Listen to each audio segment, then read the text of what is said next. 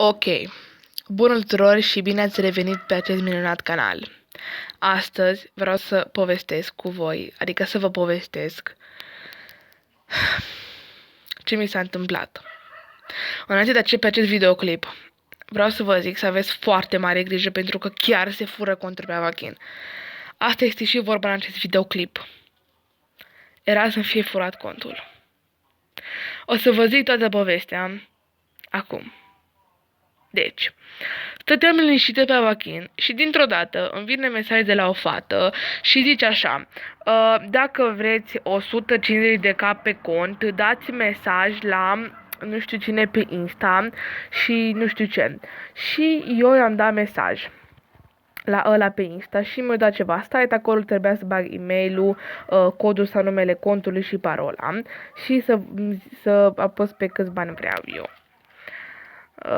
Eu am băgat pentru că chiar vreau bani și nu știam că o să-mi fure contul sau chestii. Am băgat. Și am mers la Avachin. Am intrat pe Avachin și nu mă văd acolo la mesaj și mi-a zis fata aia că am zis eu asta. Și zis că, oh my god, de cineva pe contul meu, atunci m-a stresat super tare.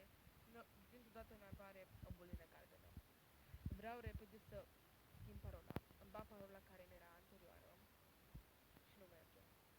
În momentul ăla m-am panicat super tare, am zis că are cineva pe contul meu și dintr-o dată nu mi apar mesaje de la toți prietenii mei că da, este a mers, chiar merge, nu știu ce. Și după repede l-am trimis la toți că n-aveți încredere, nu am fost eu, nu v-am trimis mesajul de chestii.